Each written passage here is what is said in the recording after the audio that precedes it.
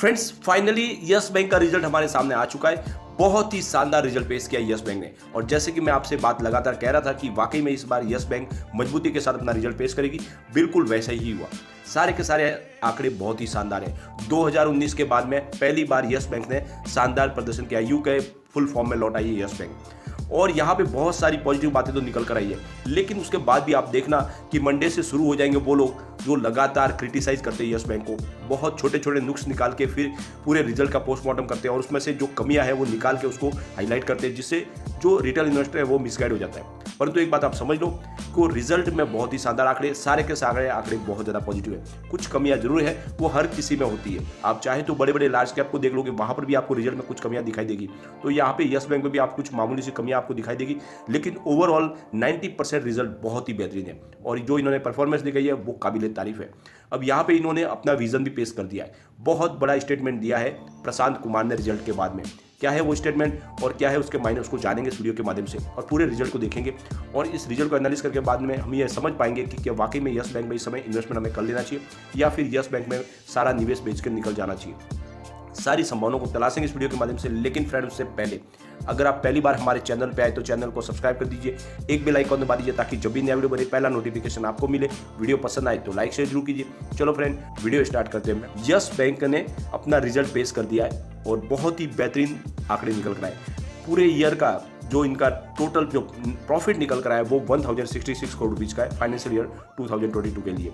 अब यहाँ पे आप देखोगे तो काफ़ी शानदार आंकड़े, क्योंकि पिछले साल सेम क्वार्टर में आप देखोगे यानी पूरे साल का जो लॉस था वो इनका 3462 करोड़ रुपीज़ का था, तो उसके सामने शानदार इन्होंने प्रॉफिट बताया। तो ये आंकड़े हैं, ये लाजवाब है। अब फ्रेंड्स, यहाँ पे अगर आप फाइनेंशियल ईयर 20 से कंपेयर करोगे तो करीब वहाँ पे आपको 22,715 करोड़ रुपीज़ का लॉस दिखाई देगा। तो ओवरऑल इन्होंने इस बार जो आंकड़े पेश किए बेहतरीन है, और प्रॉफिटेबिलिटी लगातार इनकी बढ़ रही है। अब यहाँ पे अगर आप देखोगे इनका जो टोटल प्रॉफिट निकल कर है, नेट प्रॉफिट आफ्टर टैक्स, वो 367 करोड़ रुपीज का है मार्च क्वार्टर के लिए, जो बहुत ही बेहतरीन है। और पिछले साल सेम क्वार्टर में आप देखोगे तो 3788 करोड़ रुपीज का इनको नेट लॉस था। तो बहुत बड़े लॉस के बाद में शानदार बैंक प्रॉफिट में आ चुकी है। और यहाँ पे अगर आप देखोगे तो यहाँ पे आपको 38% की बढ़त देखने को मिलेगी इनके प्रॉफिट के अंदर, और यहाँ पे ये बहुत बड़ी जंप है। 38% की जो जंप है वो कम नहीं कही जाएगी। 266 था पिछले क्वार्टर से, यानी दिसंबर क्वार्टर से भी शानदार 38% की बढ़त देखने को मिल रही है। तो आप देखोगे कि ईयर ऑन बेसिस तो पिछली बार लॉस था, इस बार प्रॉफिट हुआ है, लेकिन क्वार्टर ऑन क्वार्टर बेसिस पे भी बहुत ही जबरदस्त जंप लगा है, करीब 38% का। अब यहाँ पे आप देखोगे तो इनकी जो इनकम है वो इस बार 5829.22 करोड़ निकल कर आई है। पिछले साल सेम क्वार्टर में इनकी इनकम 4678.59 करोड़ की थी। तो बहुत ही अच्छा खासा यहाँ पर भी आपको बढ़त दिखाई देगी। अब यहाँ पर फुल ईयर की जो फाइनल टोटल इनकम निकल के आ रही है वो है करीब आपकी 22,285.98 करोड़ 2021-22 की, और यहाँ पे पिछले साल थी 23,053.53 करोड़ की। तो आपको यहाँ पे टोटल इनकम में कुछ कमी दिखाई देगी इस बार, जो एक थोड़ी सी एक बात है जो मायूसी भरी है। लेकिन ओवरऑल जो है इनका रिजल्ट हमें बेहतरीन देखने को मिल रहा है। अब इनका टोटल डिसबर्समेंट है वो 70,000 करोड़ रुपीज़ के आसपास बैठ रहा है, और यहाँ पे देखोगे तो जो इनका एनपीए उसमें भी अच्छी खासी गिरावट आई है, यानी एक अच्छा खासा इंप्रूवमेंट हुआ है। वहाँ पर आप देखोगे तो 13.9% रह गया इनका ग्रॉस एनपीए, जो आप देखोगे तो पिछले साल यानी सेम ईयर में वो 15.4% था। 4.5 से लेके 5.9% की गिरावट देखने को मिली बैड लोन में। तो यहाँ पर जो आंकड़े हैं वो लगातार कम हो रहे हैं, यानी इनका एनपीए कम हो रहा है और इनका प्रॉफिट और रिवेन्यू बढ़ रहा है। तो ओवरऑल जो रिजल्ट पेश किया वो बहुत ही बेहतरीन है।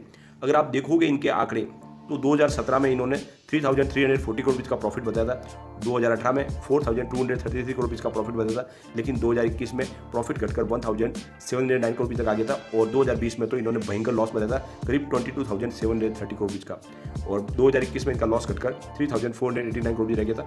लेकिन इस बार बैंक आ गई है प्रॉफिट में। तो 2019 के बाद पहली बार बैंक प्रॉफिट में आ चुकी है। अब यहाँ पे इस रिजल्ट के बाद में प्रशांत कुमार ने एक बहुत बड़ा बयान दिया है। प्रशांत कुमार ने कहा है कि जून तक हम एआरसी का गठन कर देंगे, जो हमारा बेड लोन है उससे हम निजात पा लेंगे। साथ में उन्होंने एक और बड़ी बात की है, उन्होंने कहा कि हम फंड रेजिंग कर सकते हैं फाइनेंशियल ईयर 2023 के, जिस तरह से कोविड है उस तरह से और कोई प्रॉब्लम है उसके लिए हम पहले से ही व्यवस्था करके रखेंगे। तो हो सकता है कि हम फंड रेजिंग करें। ये अभी तक पूरी तरह से उन्होंने कहा नहीं है कि फंड रेजिंग करेंगे, लेकिन हम अपने लिए रास्ता तलाश के रखेंगे। यहाँ पे प्रशांत कुमार की तरफ से कहा जा रहा है कि करीब जो 27,976 करोड़ रुपीज़ का जो हमारा बैड लोन है उसको हम एआरसी के माध्यम से खत्म कर देंगे। और इन्होंने कहा है कि 30 जून तक लगभग एआरसी का गठन होगा और उसमें सारा लोन देके पूरा का पूरा हम पूरी तरह से एनपीए फ्री हो जाएंगे, जितना भी हमारा नॉन परफॉर्मिंग एसेट है उसको खत्म कर देंगे।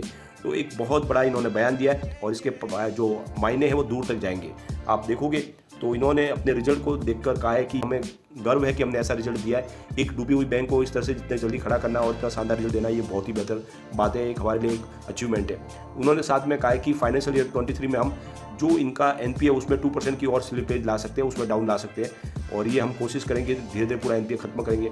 यहाँ पे अगर आप देखोगे प्रशांत कुमार की तरफ से कहा है कि ओवरऑल हमारा जो लोन ग्रोथ है उसमें 15% की हमें बढ़त दिखाई दे रही है और यहाँ पे लगातार हमारा एसएमएज को जो लोन है उसमें बढ़ोतरी हो रही है, कॉर्पोरेट लोन में भी सेगमेंट में भी हमारी बढ़ोतरी हो रही है और रिजल्ट के आंकड़े लगातार पॉजिटिव हो रहे हैं। सबसे बड़ी बात यह है कि हमने लगभग 5,000 की रिकवरीज के लिए अपना जो टारगेट रखा हुआ फाइनेंशियल ईयर 23 के लिए, और इतनी एटलीस्ट हम रिकवरी कर ही लेंगे, लेकिन उससे ज़्यादा भी हो सकते हैं, लेकिन तो करेंगे ही करेंगे, ये उनका कहना है।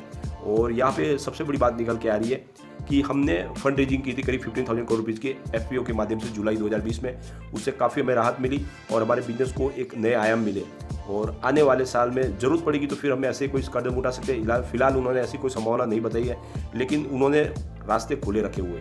उनका कहना है कि बैंक को कोई तकलीफ ना आए और किसी भी प्रकार की कोई तकलीफ आती है तो उसके लिए पहले से हमें पास रास्ते होने चाहिए। एक तरह से बैंक वो सारे रास्ते खोल के रखे हुए हैं और आने वाले समय में हम जो भी है अपने कारोबार को गति प्रदान करेंगे और कोई भी मुसीबत ना आए उसके पहले रास्ता करके रखेंगे।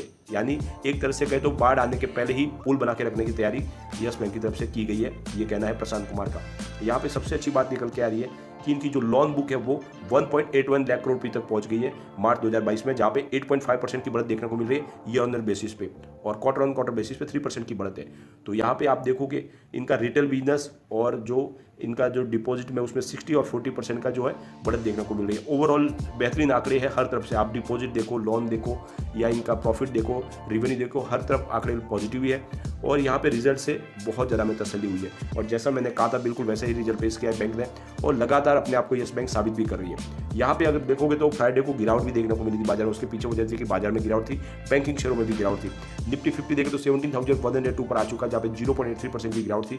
निफ्टी बैंक 36,088 पर आ चुका, जहाँ पे 0.92% की बड़ी गिरावट थी। निफ्टी पीएसयू बैंक की बात करें तो 2,758 के स्तर पर आ चुका, जहाँ पे 1.67% की बड़ी गिरावट हुई। निफ्टी प्राइवेट बैंक की बात करें तो 18,326 पर आ चुका है, जहाँ पे 0.83% की गिरावट थी। तो ओवरऑल देखोगे बैंकों में गिरावट थी, चाहे प्राइवेट बैंक हो या सरकारी बैंक हो, तो हर जगह गिरावट थी और सरकारी बैंकों में ज़्यादा थी। उसके बावजूद भी यस बैंक में कोई बड़ी गिरावट देखने को नहीं मिली। इसके पीछे वजह है कि काफ़ी वैल्यूबल बाइंग हो जाती है। लेकिन बाजार के लिए सबसे बड़ी जो मुसीबत बने हुए है एफआई लगातार बिकवाल बने हुए और इन्होंने फ्राइडे को भी काफ़ी बड़ी मात्रा में बिकवाली की है। आप देखोगे तो करीब इन्होंने 9,263 करोड़ रुपीज़ का नया निवेश किया, लेकिन सामने 12,912 करोड़ रुपीज़ की बिकवाली कर दी। तो इस तरह से उन्होंने 3,648 करोड़ रुपीज़ की बिकवाली की है फ्राइडे के दिन और इस वजह से बाजार में गिरावट देखने को मिली। सामने अच्छी बात यह रही कि हमारे बड़े फंड हाउस लगातार खरीदारी भी कर रहे हैं। इन्होंने फ्राइडे को 8,426 करोड़ रुपीज़ का नया खरीदारी की और सामने 4,936 करोड़ रुपीज़ की बिकवाली की। इस तरह से उन्होंने 3,490 करोड़ रुपीज़ का नया खरीदारी की है। तो बड़े फंड हाउस तो लगातार बाजार को संभालने की कोशिश करें, लेकिन एफआई की तरफ से लगातार बिकवाली जारी है और इस वजह से मुझे लगता है कि बाजार में अभी बड़ी तेजी आने की तो कोई संभावना नहीं, फिलहाल गिरावट बन सकती है। तो ऐसे में किसी भी स्टॉक में अगर आप निवेश करना चाहते हैं तो थोड़ा थोड़ा करके करें, एक साथ में न करें। और स्पेशली यस बैंक में मैंने जो आपको बात बोली है वही आपको अभी ध्यान रखनी है। शॉर्ट टर्म का नजरिया लेकर बिल्कुल इन्वेस्टमेंट न करें, लॉन्ग टर्म का नजरिया हो तभी यस बैंक में निवेश करें। आने वाले 3 साल में ये डेफिनेटली 100 को क्रॉस कर जाएगा, हो सकता है उससे पहले भी करें, लेकिन 3 साल का अगर आप नजरिया लेकर चलेंगे तो यस बैंक में आपको 100 रुपीज़ का शेयर की प्राइस देखने को आराम से मिल जाएगी। काफ़ी अच्छा रिटर्न देंगे और लगातार इंप्रूवमेंट बैंक का अच्छा हो रहा है। ये रिजल्ट हमें काफ़ी काबिल तारीफ लग रहा है। लेकिन फ्रेंड, कोई भी इन्वेस्टमेंट करने से पहले अपने फाइनेंशियल एडवाइजर से बात भी ले या अपना खुद का रिसर्च करें, क्योंकि मैंने वीडियो आपके एजुकेशनल पर्पज के लिए ही बनाया। वीडियो पसंद आए तो लाइक शेयर जरूर कीजिए और चैनल को सब्सक्राइब कर दीजिए। Thank you friend.